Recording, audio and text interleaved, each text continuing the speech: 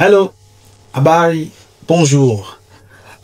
Siku ya leo nakukaribisha sana katika kipindi chetu cha Soga za Diaspora, kipindi ambacho kinakuletea mambo mbalimbali juu ya historia, mihangaiko, challenges pamoja na mafanikio ya watu ambao wako kwenye diaspora. Na siku ya leo basi tuko na Jumanne Matumla. Karibu sana. Asante sana. Sawa. Jumanne Matumla ni kama nikianza kumintroduce kidogo, ambao baadaye atajielezea mwenyewe vizuri, ni mfamasia lakini pia ni clinical scientist, na yuko hapa katika mji mmoja unaitwa Clermont-Ferrand. Siku leo tupata bahati ya kuongea naye ili apate kushare vitu vitatu ambavyo vinaweza vikakusaidia wewe katika safari yako, aidha kuja kusoma Ufaransa au nchi nyingine ughaibuni. Sasa basi tukianza, Jumanne, mimi nafurahi sana kuwa nawe siku ya leo. Elezea kidogo wewe ni nani na umefikaje hapa? Asante sana Bwana Collins. Kipindi ni kizuri, introduction ni nzuri. Na kwa upande wangu, kama ulivyoniomba, jina naitwa Jumanne Amiri Matumla. Mzalamu wa Dar es Salaam. Sasa mimi kwa fani ni mfamasia, clinical pharmacist, lakini pia clinical scientist. Okay. Nimesoma shule ya msingi Mwananyamala B pale na shule ya msingi Kinondoni za serikali hizo, alafu nikaenda Azania O-level. Okay. Baada ya hapo nikaingia Kibaha Secondary School pale tulipita wote. Wadau sisi wa pale. Kabisa. Shirika la elimu. Kabisa. Pale nimefanya advance PCB, alafu nikaenda Algeria sasa. Okay. Kufanya degree ya pharmacy, inaitwa Doctor of Pharmacy. Okay. Kwa hiyo ni kwa ufupi. Kulikuwa na ugumu gani wa wewe kutoka, au kulikuwa na urahisi gani au changamoto gani ambazo ulizipata kupata nafasi ya kwenda kusoma Algeria? Tukizungumzia changamoto au wepesi, nadhani nilikuwa 50-50. Unajua ukiwa shule zile unakuwa unatamani. Kuna kipindi tulikuwa tunapata wageni alumni ambao wamesoma Kibaha hapo nje. Okay. Na ambao hapo wanasoma au wamesoma Tanzania pia. Hasa kwa sisi PCB watu waliosoma Muhimbili kwa mfano walishakuja. Kwa hiyo mnapata tu zile motivation kwamba kusoma Muhimbili kwa mfano ni possible, raha pia.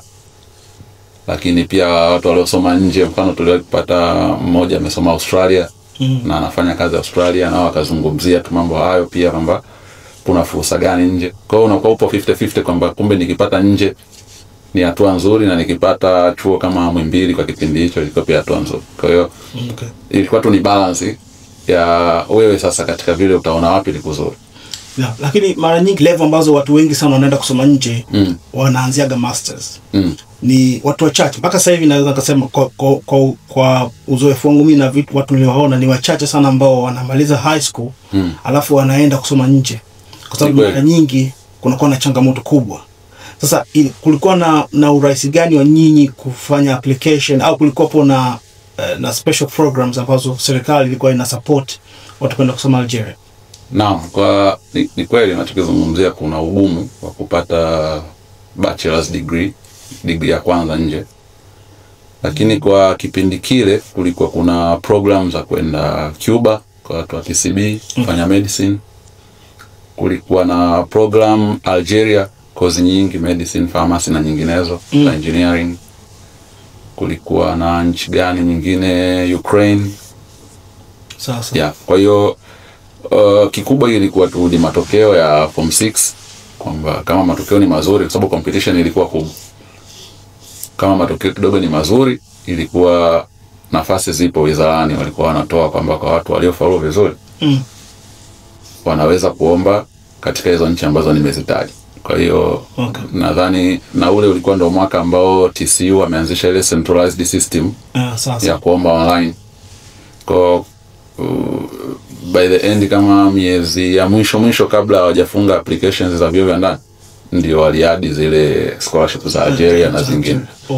Kwa hiyo kuna ambao classmates waliomba Cuba, kuna ambao waliomba Ukraine wachache.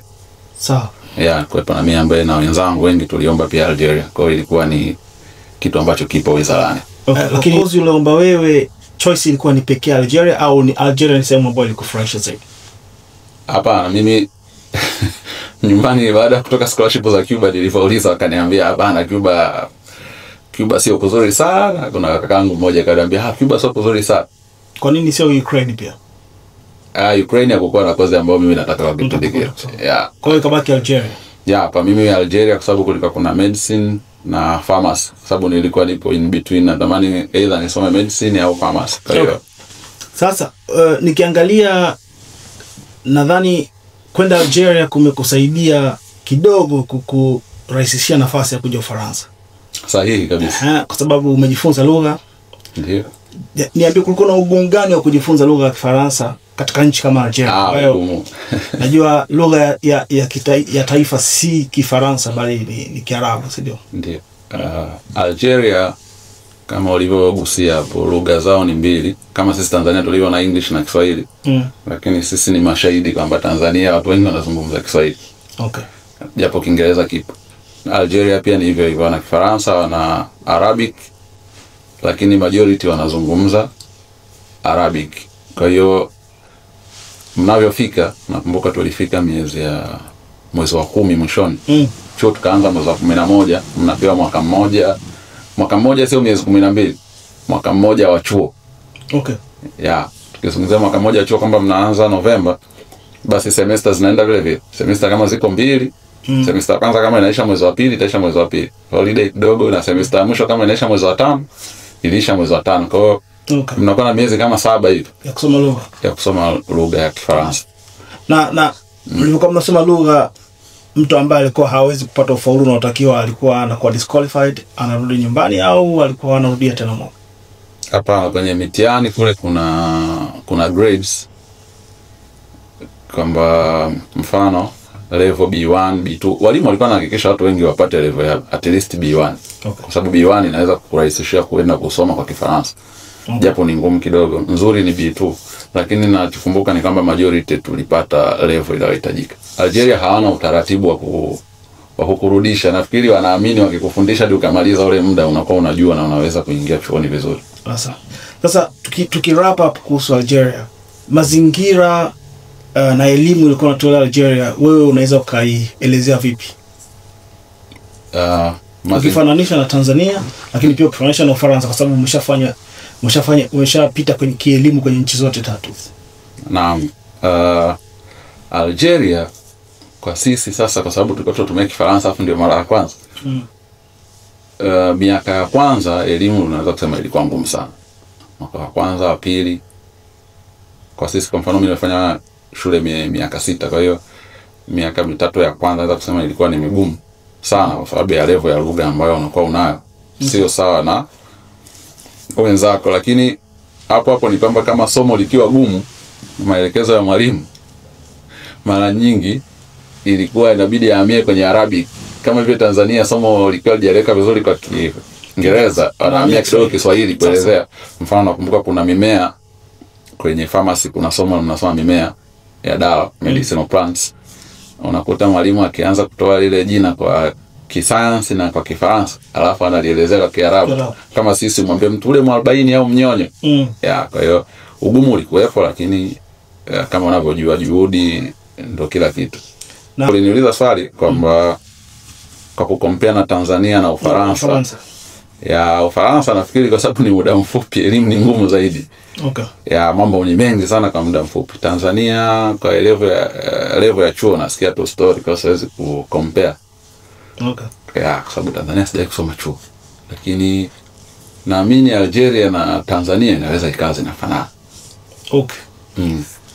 Asante. Sasa tuje baada ya kumaliza Algeria, ulikuja moja kwa moja Ufaransa au ulirudi Tanzania?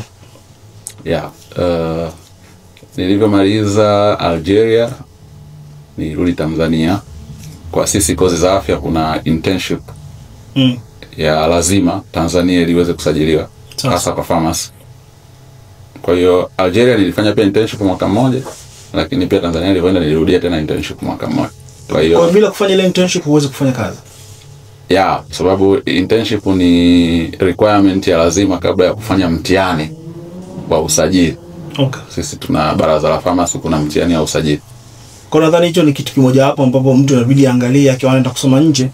Kuna vitu gani muhimu ambavyo inabidi avitilie maanani kama anaenda kusoma nje, akirudi inabidi afanye internship au mwaka mmoja wa practical ndani ya sehemu ili apate sahihi, hasa kama unasoma kwa nchi ambayo lugha ni tofauti na Kiingereza.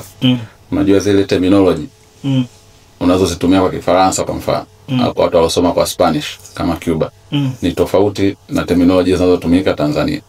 Kwa hiyo maandalizi ya awali kabla hujarudi Tanzania, at least ule mwaka wako wa mwisho, pia wanajitahidi kujua terminologies zile za msingi zinazotumika Tanzania. Inakurahisishia pia wakati wa internship kwamba hao effort za kuanza kuelewa kwamba kwa nini wanatumia hii, kwa nini wanatumia hii, zinakuwa chache. Lakini unajua elimu, mimi nasemaga elimu ni kile ambacho unapewa, wanakufeed kwenye ubongo. Regardless unafundishwa kwa lugha gani. Yaani nakupa mfano, mtoto wa Kisambaa akifundishwa kwamba kuvuka barabara, hata wewe unaangalia kushoto na kulia, lakini kaambiwa kwa Kisambaa. Na wewe ukamwambia mtoto yule kwa Kiswahili au kwa Kiingereza, ukivuka angalia kushoto na kulia, wote watakuwa wameelewa. Kitu kile. Lakini lugha iliyotumika tofauti. Kwa hiyo instruction ina impact ya ile knowledge unayopewa, na nafikiri knowledge inakuwa zinafanana. Kwa hiyo ni terminology tu chache za kuweza kubadilisha. Okay. Sasa kwa nini choice ya kuja kufanya course ulikuja kuifanya hapa Ufaransa? Kwanza ili watu wasije wakachanganya kidogo, ni kwamba kulikuwa kipindi chetu kile kuna utaratibu kama hospitali inahitaji watu na msimu wa kuajiri bado haujafika. Ilikuwa wanaita kitu kinaitwa mikataba ya volunteer. Nafikiri bado inaendelea. Kwa hiyo Muhimbili pale nilikuwa na hiyo contract ya mwaka mmoja zile unapewa. Kama wanaita volunteer, lakini kwa hiyo nilifanya miaka 3. Baada ya hapo mimi binafsi huwa napenda, kuna kitu anaita clinical research, clinical trials. Kwa hiyo kwa Tanzania naweza kusema kwamba clinical trials hazija develop sana, hasa za upande wa kiwandani. Nimezungumzia kwa upande wa kiwandani. Sababu clinical trials zinafanyika hospitali, lakini wanaozidevelop, kuzidesign ni upande wa watu ambao wana design dawa mpya, ambao ni viwandani. Kwa hiyo sisi kwa viwanda vyetu vya Tanzania, viwanda vyetu vinafanya manufacturing, hazifanyi research wala development. Kwa hiyo bibi ni mtu ambaye nilikuwa napenda sana upande wa development, clinical trials, lakini development. Kwa hiyo nikasema ngoja nianze kuangalia vyuo nje ya nchi ambapo naweza nikafanya hiyo course, kwanza nipate ile knowledge na skills ninazozihitaji kwa upande huo. Na katika kutafuta vyuo uliangalia nchi nyingine au moja kwa moja ukaangalia Ufaransa kwa sababu ulikuwa na uwezo wa kuongea Kifaransa? Swali nzuri. Mimi hasa nilikuwa naangalia vyuo vya Europe. Including UK. Hata Marekani sijawahi kuangalia kusema kweli. Kwa nini? Mimi unajua ni mpenzi wa football. Na ni timu gani? Man United. Kina Mbumo. Kwa hiyo sisi tuko attached sana na ligi za UK, Champions League. Kwa hiyo miji unaijua mingi hata kwa kuona kwenye TV. Alafu unakuwa na dream kwamba nikienda kuishi au kusoma nchi fulani one day nitaenda kuangalia mechi. Ushazurura lakini vita yote? Nimezurura mingi. Kwa hiyo kusema kweli nchi ambayo niliangalia kwa mara ya kwanza kabisa ilikuwa Ufaransa. Niliangalia kwa sababu pia nina rafiki zangu nilisoma nao Algeria, classmates, ambao tayari walikuwa Ufaransa wanasoma course kama hiyo nilikuwa nataka. Kwa nilikuwa nikauliza maswali, ni rahisi kupata information unajua. Alafu niliangalia UK, niliangalia pia kidogo Sweden.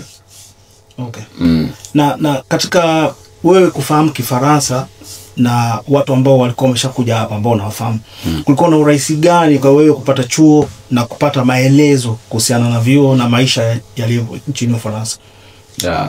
nafikiri yani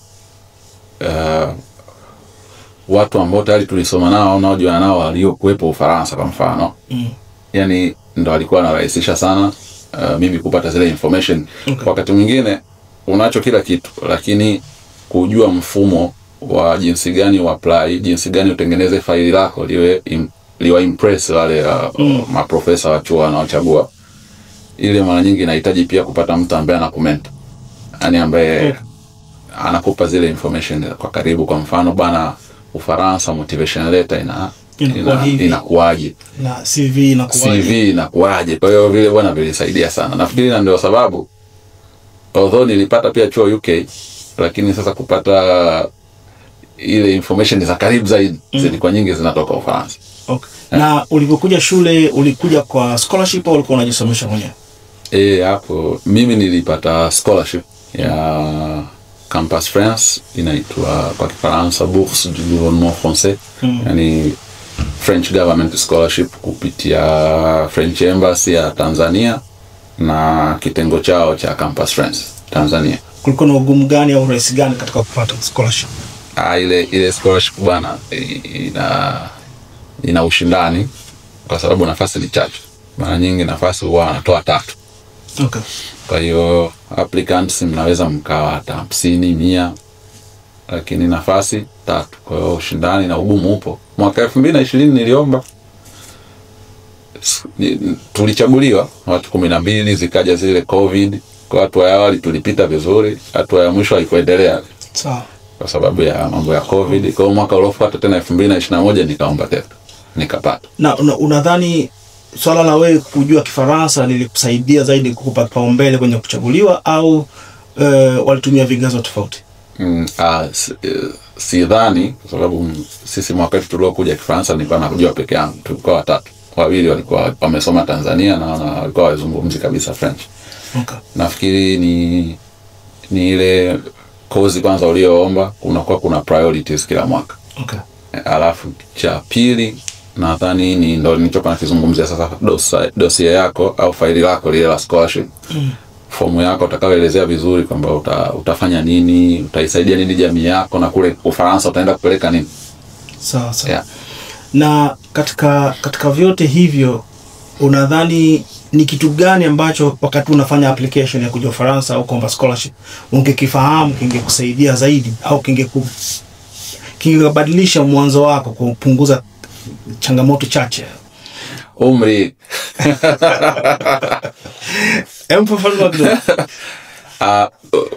Yani baada ya kufika Ufaransa kama nilivyokuambia nimesoma labda tuwarudishe tu watazamaji, nimefanya masters yangu Paris.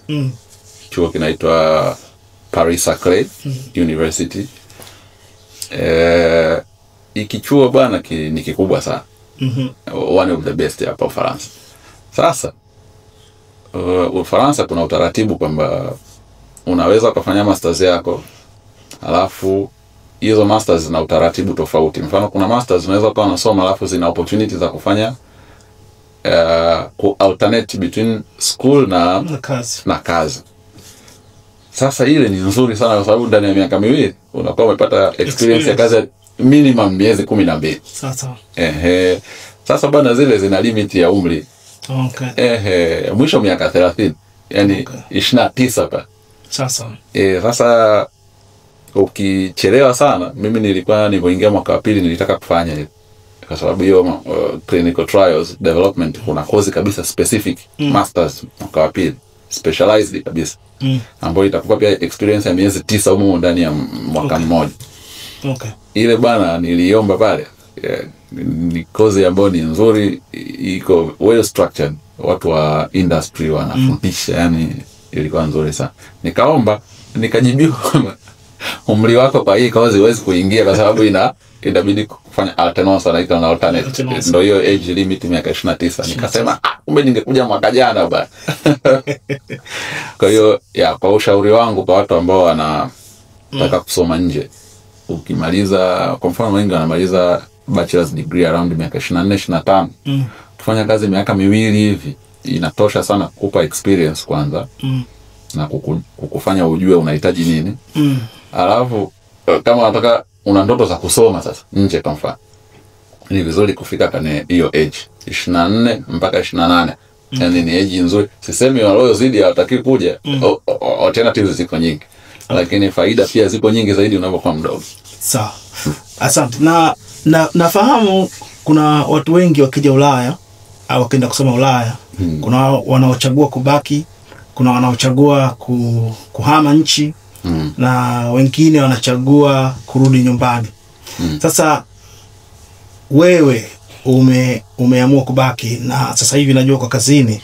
Sasa unaweza kutuelezea ni kwa nini umebaki, na katika kubaki kwako kulikuwa na challenges gani au urahisi gani uliokusaidia wewe kubaki hapa nchini Ufaransa? Swali muhimu, alafu swali zuri sawa. Mimi labda nikirudisha nyuma pale, kwa nini nilikuja, nimeelezea kwamba nilikuwa nafuata hiyo development ya clinical trials. Yeah, clinical research or clinical development kwa jina lingine. Sasa kama nilivyosema, Tanzania hatuna development kwenye viwanda. Kwa hiyo lengo langu kabla sijaja lilikuwa tayari lipo, nimeshalidefine. Sasa kwamba nataka kufanya kwenye viwanda ambavyo vinafanya clinical development. Kwa hiyo obviously baada ya shule na kipindi cha shule nilikuwa natengeneza zile competence zangu na CV yangu iweze kufit kwenye demand sasa za soko la hapa Ufaransa. Okay. Hiyo nitokea nipo shule, sababu lengo langu nalijua nataka nini. Kwa hiyo kama ni darasani mwalimu akizungumzia mada fulani ya pharmacology, akifika upande wa industry akasema huwa industry wanafanya 1 2 3, mimi hata maswali yangu nilikuwa najitahidi hata kutoka sometime nje kidogo ya ile point ya mwalimu kumuuliza sasa kwa upande wa clinical development anahusikaje kwenye hiyo point, mfano kianda. Hiyo ilikuwa kwenye kujenga zile competence na wanakujibu vizuri kusema kweli. Okay. Kwa hiyo mimi niliamua kubaki kwa sababu moja kubwa ni kwamba Tanzania hatuna hiyo, lakini cha pili huku unapata chance ya kufanya kazi kwenye makampuni makubwa sasa. Sisi kwa Tanzania tulikuwa tunapokea dawa kutoka kampuni mbalimbali za nje. Sasa unapata ile chance kwamba utafanya kwenye zile kampuni. Kwa hiyo unakuwa kwenye source kabisa. Imagine upo kwenye source, na party iliyofuata ili uweze kubaki. Sisi masters zetu hapo Ufaransa zinakuwa zina internship. Mwaka wa kwanza ni miezi 2 hadi 3. Mwaka wa pili ni miezi 6. Hizi ni unaomba kama unavyofanya job applications. Okay. Yaani mchakato ni ule ule. Utaandaa CV, utaanza kutafuta kama ni makampuni au hospitali na kufanya kazi.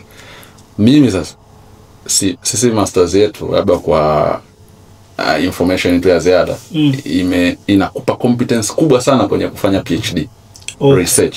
Sasa na PhD inayozungumzia mara nyingi inakuwa kwenye fundamental research na non-clinical. Non-clinical ni zile research kwenye wanyama, kutengeneza models za magonjwa na dawa ili kuzitest.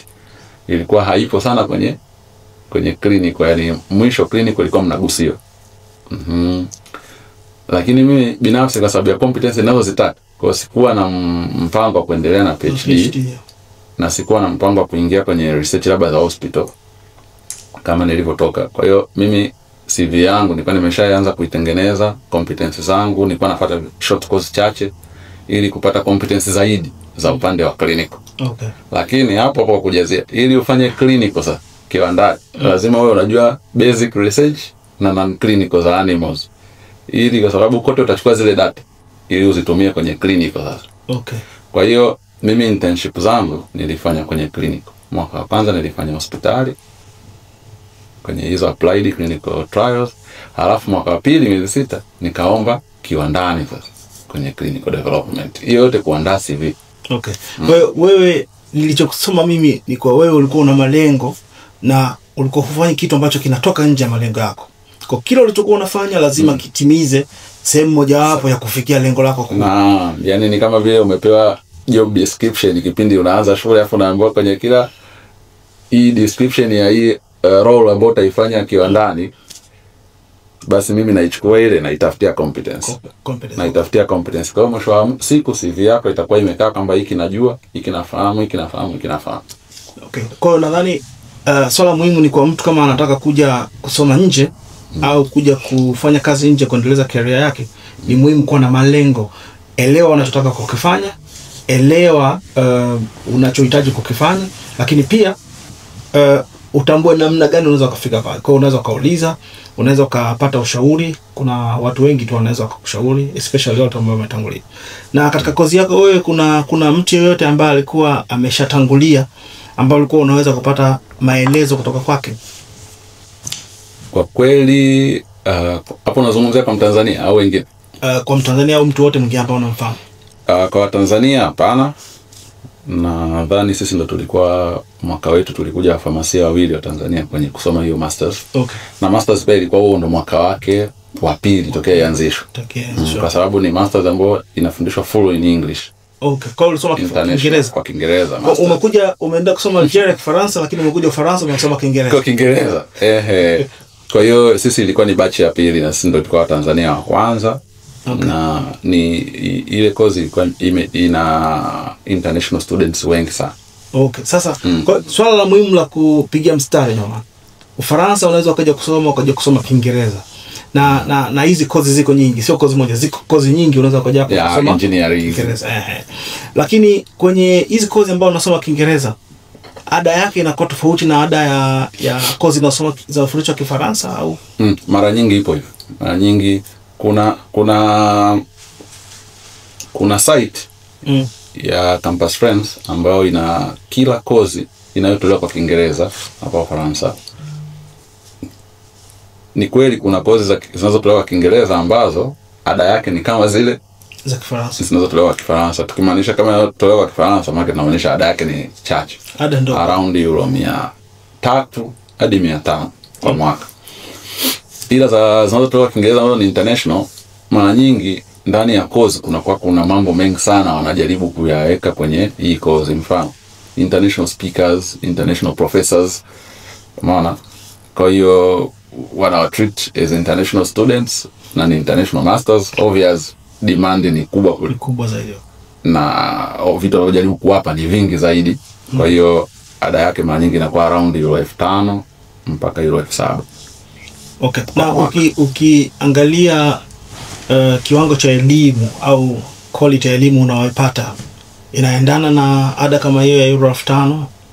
Naam, yani kwenye kitu ambacho pia mimi kilinishangaza, unajua usomaji wa hii kozi, sasa sijajua kama kwa kozi zingine vipi, lakini kwa pharmacy kozi yetu kama nilivyoelezea mwanzo inakuandaa kuwa researcher.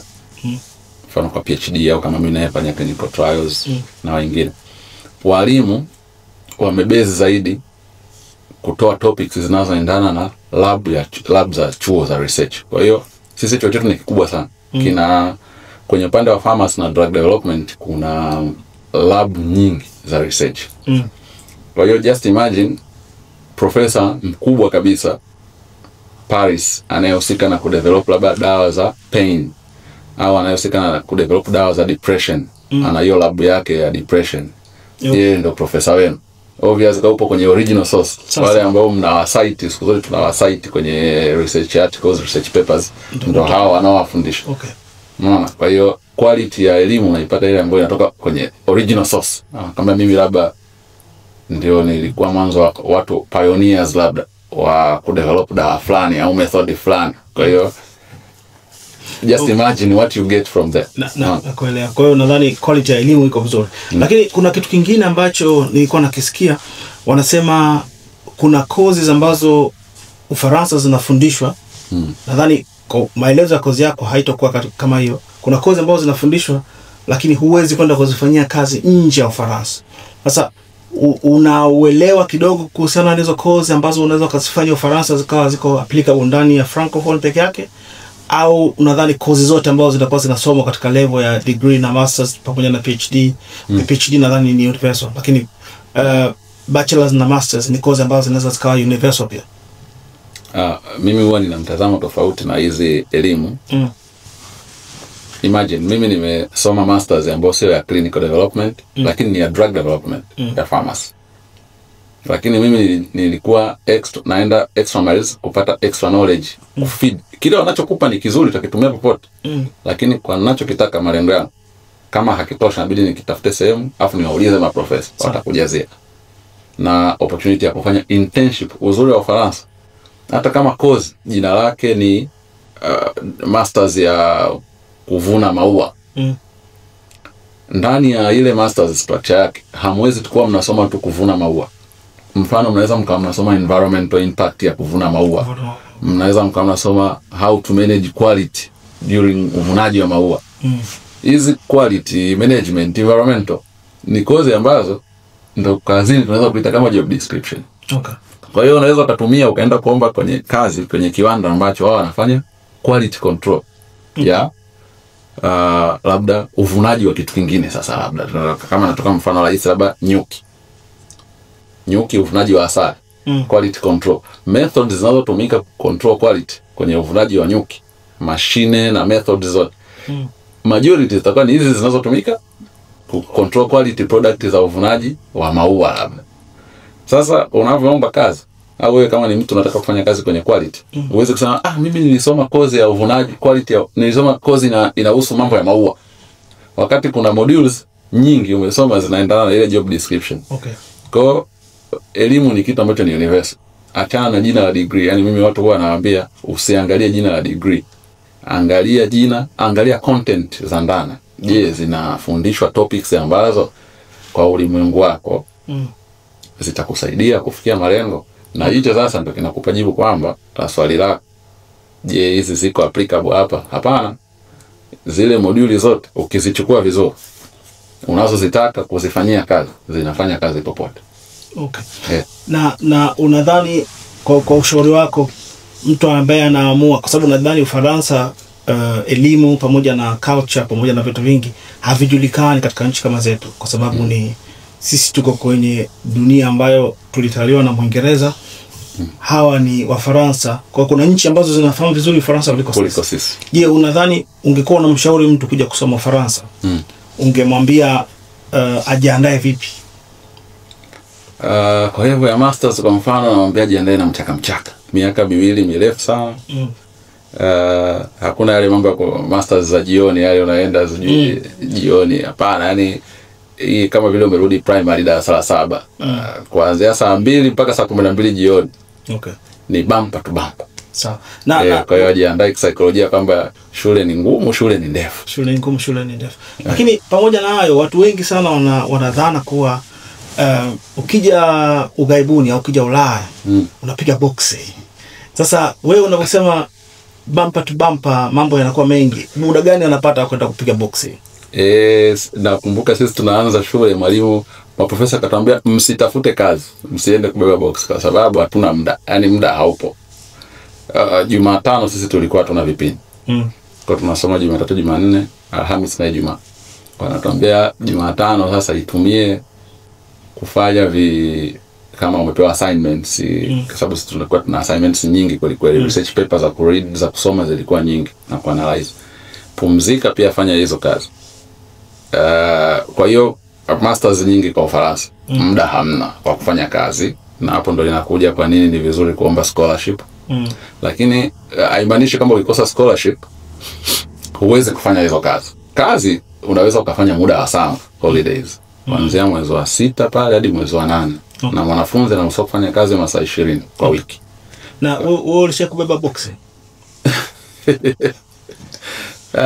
Hivi boxi kwa mnamaanisha boxi ni lazima kufanya kazi zile ngumu sana, au boxi inaonyesha kazi tu zote student job? Mimi sielewi vizuri, lakini ninachojua unamaanisha boxi ni kuwa unapiga kazi zaidi ya 1 2 ili maisha yako yaende vizuri. Okay. Basi kama ndivyo nimewahi. Mimi nilifika kipindi ambacho COVID ipo. 2021. Mimi la boxi langu lilikuwa boxi la pharmacy. Kwa ulikuwa unafanya katika njia zile ambazo unataka kuzijengea?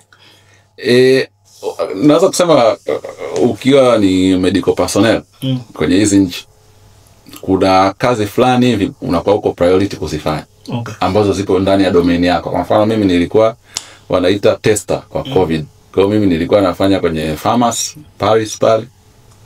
Nilifanya kwa miezi 2. Okay. Kazi ya COVID testing. Kwa hiyo ni kama nibaki kwenye domain. Sawa. Lakini yani maana kubwa ya swali langu ni kuwa kuna urahisi gani kwa mwanafunzi ambaye atakuwa anakuja hana scholarship kupata kazi ambayo inaweza kumsaidia kujikimu kimaisha, anakuja hapa ana hela yake mfukoni, amelipa ada tayari, anaweza kupata hela ya chakula, lakini anahitaji hela ya kufanya vitu vile vitatu, kwenda kununua nguo, kwenda kusafiri angalau Europe. Kuna urahisi gani yani au challenge gani ambayo anaweza akaipata kupata hizo kazi?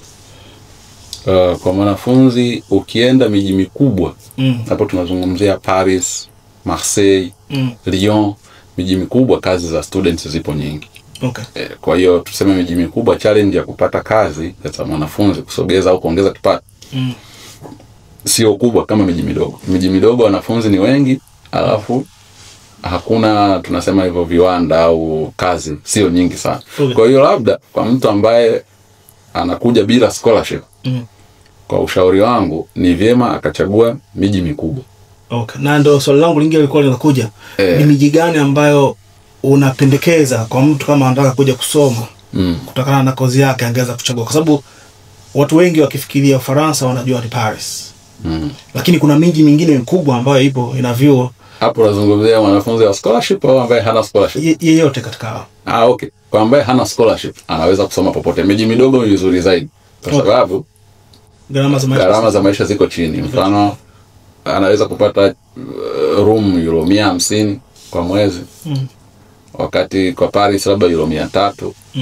Kwa hiyo kama una scholarship, kwa kweli hiyo choice zako ni nchi nzima, unaweza kusoma popote. Okay. Inabaki ni wewe sasa chuo unachokitaka kipo hapo. Ambao hawana scholarship wanategemea kujisomesha. Sasa ushauri wangu ni kuchagua zile big 10 au big 5 za ambao tunazungumzia Paris, Toulouse, Marseille, Lyon. Umeona? Miji ambayo kupata kazi ni kuna wepesi. Na mara nyingi wanafunzi au watu ambao wanafika Ufaransa huwa wanapata msaada wa kifedha kutoka serikalini.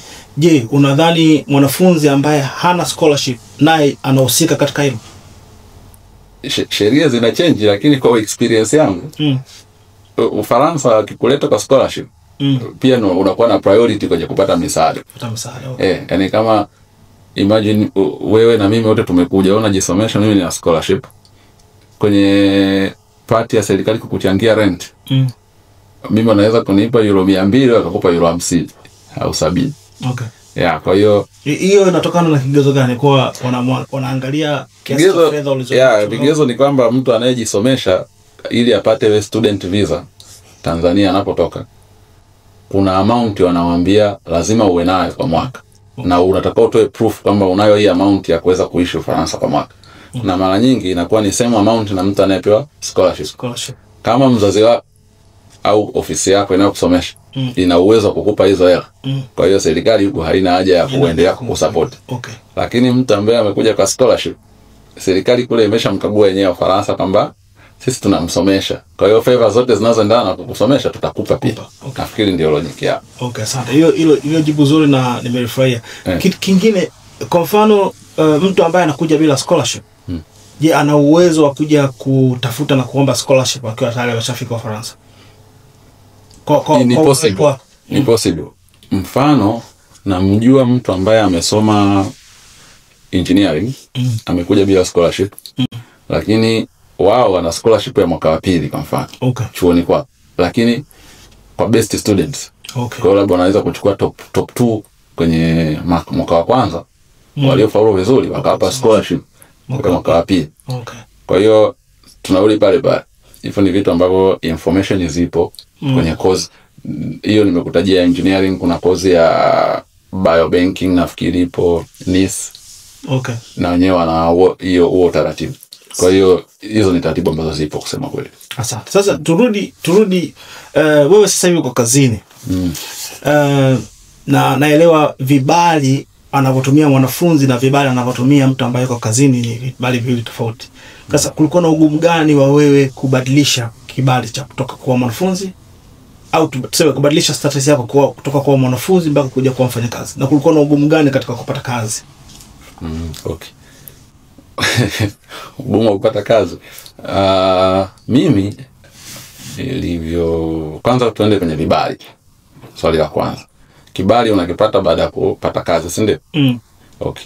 Ukimaliza chuo wanakupa kibali cha kutafuta kazi cha mwaka mmoja. Ambao wanakupa ni chuo au wanakupa ni nani? Wanaita tuseme ndio visa la mambo ya ndani, si ndio? Immigration. Unaomba tunaita post studies visa ile ya mwaka mmoja ambayo inakuruhusu kutafuta kazi au kutengeneza labda kama kiwanda, ofisi unajiweza mwaka mmoja. Kwa hiyo ndani ya mwaka mmoja inatakiwa umepata kazi ili sasa uchange status kwenda kuwa mfanyakazi, upewe kadi ile ya mfanyakazi. Ndio tunaita visa, workers visa, si ndio?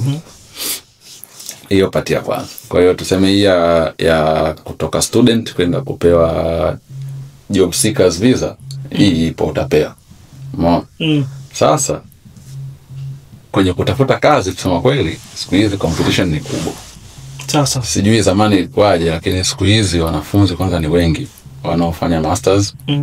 Bado sijakwambia wanafunzi wanaofanya PhD, na wenyewe wote mnakuja kuomba entry level jobs. Sasa kwa hiyo competition ni kubwa. Kinacho mata sana kwa wenzetu ni competence na skills zinazoendana na ile kazi unayoomba. Okay. Sasa hapo tutarudi mwanzo nilivyosema kwamba jua lengo lako. Andaa CV yako kama vile umepewa job description. Kuna Mwarabu mmoja rafiki yangu aliniambia technique ya kwanza, kipindi unataka kuanza chuo, anza ku Google kama vile unatafuta kazi, labda industrial pharmacist job au cyber security engineer. Search kwenye job portals, alafu angalia je kuna offers nyingi ya kitu unachokipenda. Lakini mimi pia naongezea kwamba pale lengo sio kujua kwamba offers ni nyingi sana au chache sana. Lengo pia kubwa mimi naoliona ni kwamba kujua job description inataka nini.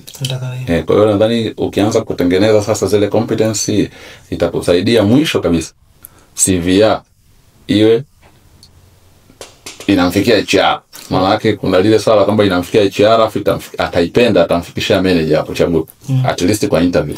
Okay. Lakini tukidigress kidogo hapo kwenye swala la kozi, kwa mfano kozi ya miaka 3, kitu ambacho unakiona kinaweka kwenye job description wakati unaanza chuo na kitu ambacho kitakuja kuwekwa katika job description ukimaliza chuo ni vitu viwili tofauti, kwa sababu mambo yanabadilika faster. Sasa unawezaje ku adjust, au kila mwaka inabidi una adjust kutokana na demand ya market? Nafikiri kama unavyosema demand ya market ina change. Kwa sasa hivi unaweza kukuta wanasema AI pindi hapo unaanza haikuwepo, lakini naamini sasa hata hizi tools na technologies zinavyo change, demand zinavyo change kwenye ile market yako au kwenye description yako, sidhani kama ni deviation kubwa namna hiyo. Yani naweza kusema kuna additional things, skills zitaongezeka, watazifanyia update. Lakini sasa imagine wewe hata ile ambayo ya nyuma huna. Unajua ni rahisi ukiwa na ile ya nyuma alafu ukai-update, unajengea kutoka pale. Wewe wakibadilisha uje na nyuma huna. Kwa hiyo wewe sijui utaanzia juu how yani. Kwa hiyo sasa kingine nikirudi nyuma kidogo, wewe ulishafanya kazi Muhimbili masomo miaka 3, kujumlisha na internship nadhani inakuwa miaka 4, si ndio? Sasa unadhani experience yako au kazi yako ulifanya Muhimbili imekusaidia na kukupa kipaumbele katika kupata hizi kazi ambazo unazifanya sasa hivi hapa? Wakati unafanya application ya kazi hapa Ufaransa? Na mimi kwenye CV yangu siwezi kuiacha Muhimbili, kwa sababu Muhimbili nilipokuwepo pia nilikuwa nafanya upande wa clinical kidogo. Nikizungumzia clinical kidogo na maanisha unajua medical field, upande wa dawa, pharmacia. Hata ukiwa una develop kiwandani, lakini uaga lengo letu sisi ni moja tu. Performance au efficacy ya hiyo dawa with minimum side effect. Yani benefits za kutumia hiyo dawa na risk zinazo associate na hiyo dawa. Yani hiyo ni popote. Kwa hiyo ukiwa hospitali lengo ni ile how you choose treatment kwa mgonjwa. Ni benefit versus risk. Kwa hiyo ni principle inatoka kwenye development mpaka kwenye apply. Kwa hiyo mimi skills zangu zina oscillate between kujua kwenye applied nilikuwa nafanya nini, what is the demand kwenye applied ambao kwa mgonjwa anahitaji nini, wagonjwa choices zao huwa ni nini, na ninapokuwa kwenye development umeona kwa sababu imagine tunapo develop clinical trial, you have criteria za inclusion ya patients na wataka kwenye trial yako. bado ni benefits na risk vile vile. Kama wanasema include pregnant women, include watoto chini ya miaka 6. Kwa nini unasema hivyo? Sababu tuna measure benefit risk. Kwa hiyo mimi zile skills huwa nazi import na tembea nazo. Kwa hiyo kwenye kuomba kazi pia yapo makampuni mengi ambayo yalikuwa yanaangalia ile kwa uzuri kwa mimi nilipokuwa nikielezea kwamba nimefanya kazi mbili miaka 3 au 4. Na hiki ndo ambacho mimi nakifikiria. Competence zangu siziache. Sawa. Wao wanazifurahia, wanasema unajua unachokifanya na umekihusisha. Muhimu ni kutafuta link between cha sasa na cha zamani. Ni kitu kizuri. Na tukirudi tena pale kwenye sehemu ambayo ulisema uko unatafuta kazi. Na vibali. Kulikuwa na ugumu gani wa kupata vibali? Yani kupata kazi kwanza ni ngumu. Nilizungumzia kidogo competition, lakini competition sio ndogo. Yani mpo tangazo la kazi linapostiwa leo LinkedIn kwa mfano, inaonyesha number of applicants. Masaa 24 au 48 baadaye applicants mpo 100. Umo kwenye 100 kuna wenye PhD degree 3, kuna wenye masters, kuna wenye experience, kuna yani ile pool ya watu 100. Alafu huko kwa uzoefu wangu interviews wanaweza kuchukua watu 5. Sawa. Si ndio? Sasa imagine kwenye watu 100 CV yako ina nini hasa hadi wakuchukue? Kumbuka pia wewe ni mgeni. Hiyo ni factor nyingine tujazungumzia. Wewe ni mgeni, yani unapambana pia na wageni kutoka UK, wageni kutoka Uswizi, kutoka India, kutoka everywhere. Na wenyeji pia. Tunaomba kazi mko 100, nafasi labda interview atachukuliwa 4 au 5. Kwa hiyo unaona ugumu uliopo tofauti na Tanzania, mnaweza mkaomba kazi ile kwenye mkaito tu wote hata 200 mwende kwenye interview mkafanye mtihani. Huku hapana, wanasema ukiwa selected ukaitwa ukapata call ya HR ile kama umekuwa selected for interview, yani ile ni 50 upo kazini, kwa sababu you know kwamba CV yangu ime stand out kwenye watu 100 kabisa. Kwa hiyo ugumu upo mkubwa tu. Na ni jambo rahisi kama wewe una uzoefu, ni jambo rahisi kukaa miaka 3 hujapata kazi kabisa.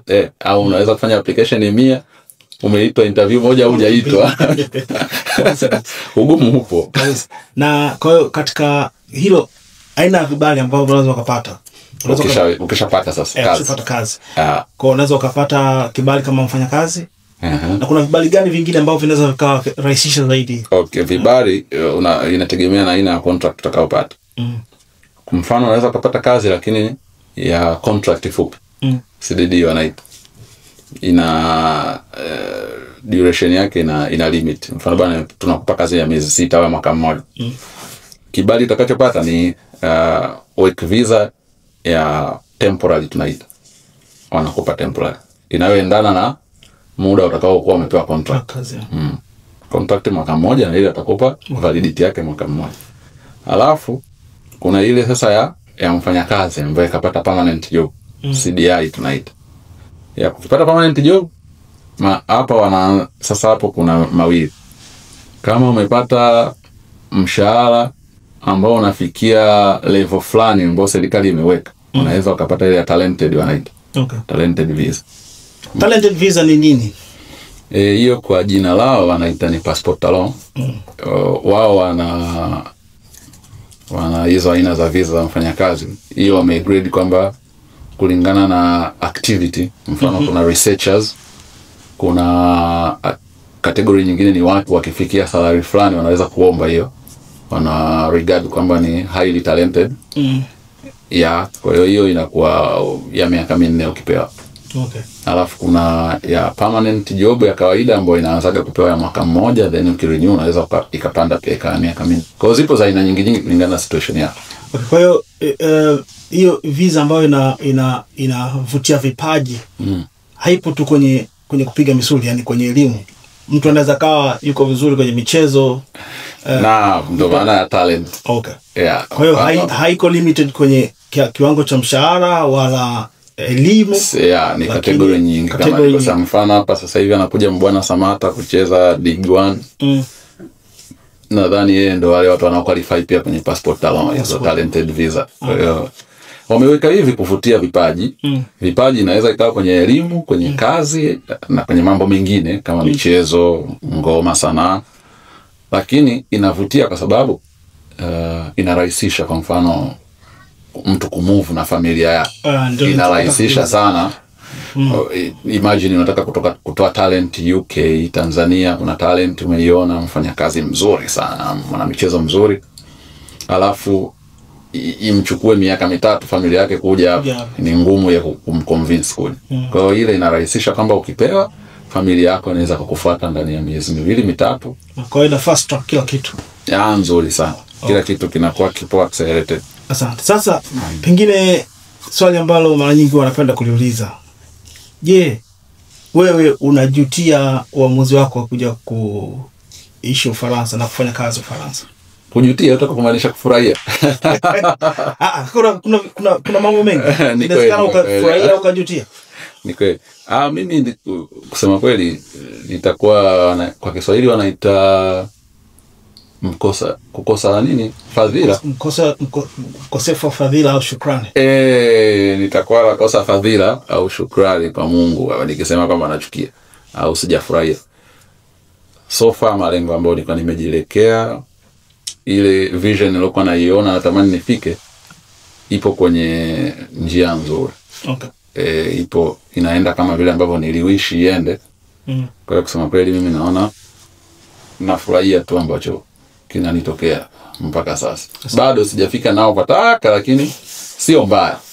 Okay, asante. Na kwa ushauri kwa mtu ambaye anafikiria au anasuasua kuchagua nafasi za kuja kusoma Ufaransa, unamwambiaje? Na wakati ndio huu. Haimaanishi kila mtu anaweza akavumilia hizi mbilinge mfano za shule, kuanza kutafuta kazi, kuseto. Ni kitu ambacho ni kigumu kusema kweli, lakini na encourage mfano Ufaransa, Tanzania tupo wengi. Vijana tupo wengi. Tumepita njezo ambazo wengine nao wanapita sasa hivi vijana. Kwa hiyo kwa mtu ambaye anahisi anahitaji au kwa keni nzuri professionally, socially, kuchange nchi kutoka labda Tanzania kuja hapa, mimi na encourage, mambo yanawezekana. Hapo vijana tunawapokea. Wewe ni shahidi wa kazi wa Paris, nyinyi vijana wanakuja kila mwaka. Okay. Ni kuwa tuna malengo na kuyasimamia. Watafika pale wanapotaka. Exposure ni nzuri sana. Pengine swali la mwisho ambao kidogo nilikuwa limenipita. Ufaransa ni nchi ambayo ina support sana wajasiriamali. Je, umepata nafasi ya kuangalia kama unaweza kufanya ujasiriamali? Maswali yako ya mtego. Ujasiriamali wangu mimi bwana, so far napenda ujasiriamali wa elimu. Kwa hiyo ni mtu ambaye napenda science, napenda research, napenda trials, clinical trials, napenda drug development. Kwa hiyo najiengage sana. Kuna hii ya malengo yangu baadaye kwamba structure ambazo wenzetu wanazo upande wa drug development na clinical trials in general, clinical development, tuwe na structures kama hizo. Kuna kitu wanaita CRO, contract research organizations, ni service providers, wanawek kwa karibu na pharmaceutical industries na hospitals, kuweka kama link between development ya trials na application ya trials kwenye hospital na katikati. Ni kitu ambacho nakipenda sana. Na hiyo naita ujasiriamali wa science au elimu. Kwa tupo na wenzangu wachache, tunajaribu ku create structure kama hiyo. Kwa Tanzania zipo chache kama hakuna. Kwa ujasiriamali unafanyia kwa Tanzania? Yes, kwa hiyo kuna ka organization fulani nilianzishaga kanaitwa Tafiti. Okay. Nimeita ka organization kwa sababu ipo between idea na implementation. Tuna encourage kufanya similar things, yani tuna encourage kufanya mambo hayo ya clinical development, public health, unajua. Kwa hiyo kwa sasa mara nyingi na tunafanya unaita nini, awareness. Okay. Kuna awareness training kwa vijana, kama kuna wafamasia, madaktari, watu wa science wanaofanya clinical, tunawakaribisha, tunafanya awareness, tunafanya meetings, tunajaribu ku create structures kama hizo. Okay, asante. Na consultants, lengo ni kufanya consultants baadaye. Asante. Na kama watu watahitaji kuwasiliana nawe, watafanyaje? Una mawasiliano, una pages za social media au una email? Tuna page ambayo ndio ipo kwenye development ya hii structure inaitwa Tafiti. Ya Tafiti, TAPHITI. Alafu ipo Instagram ndo tunaidevelop. Okay. Lakini pia kuna email ya ofisi hiyo Tafiti. Okay. Tashare na wewe baadaye, utawekea pale ni info@tafiti.com. Okay. Tashare. Asante sana Bwana Jumanne Matumla. Karibu tena, karibu uone mji wetu. Nashukuru sana. Paris. Kabisa.